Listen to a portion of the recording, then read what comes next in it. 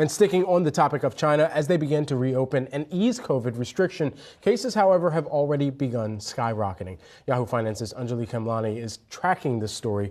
Joining us now for the latest. Anjalee, what do we know so far? Well, we do know that we don't know the cases right now. That's actually the problem. So China has stopped reporting publicly the growth in cases. We do know that they've seen extremely high numbers the prior week. So baking that into the outlook, Airfinity has come out with a new estimation that they are now seeing 9,000 daily deaths rather than previously saying 5,000 was the estimate. So that just tells you the whole picture of what China is going through right now. So looking at that broad picture, increasing cases, pulling back on the zero COVID policy, not having that insight. So now we've seen, of course, the different countries that have now put in place rules, testing to see, what is coming over from China, just to be able to track it on our side, our being the rest of the world. Italy, saw half a plane full of cases the other day. So it really is a concerning picture. And we're seeing that,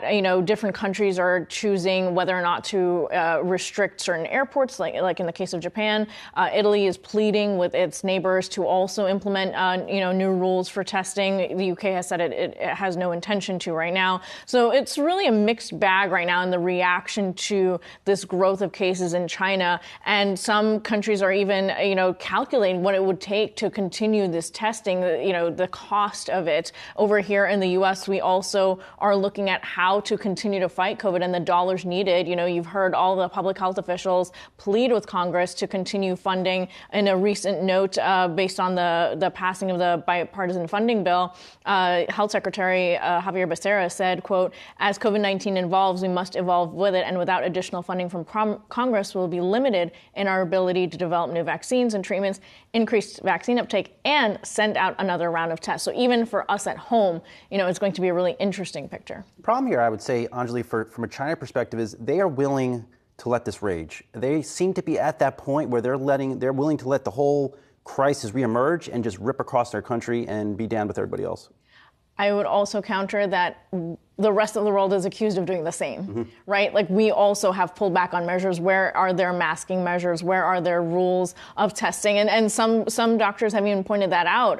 What is the point of having that testing at the airports if the rest of the country, there are no mitigation measures going on to stop that from spreading further? But so it seems, pretty interesting from that perspective.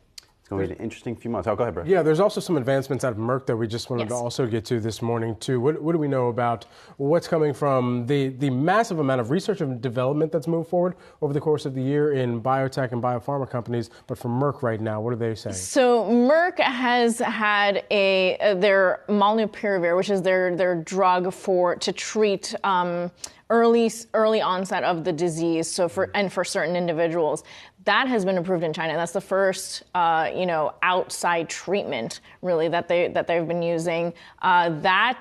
It's interesting that Merck got that, because we know that over here, on our soil, it wasn't necessarily the preferred drug of use. Paxlovid has really been that preferred drug of use to treat COVID. So interesting that they got the green light over there in China, and it's good, and obviously good for them. We know that there has also been some concern about the effectiveness of the Chinese vaccines. So there's also some concern there. No access to outside vaccines except for foreign nationals in some instances. I think it's Germany specifically. So really, again, just a lot when it comes to not knowing, what the tools are. They're definitely facing a shortage there of medications right now, as you've seen the hospitals. So really concerning picture over there. Anjalee Khemlani, thanks so much. Appreciate it.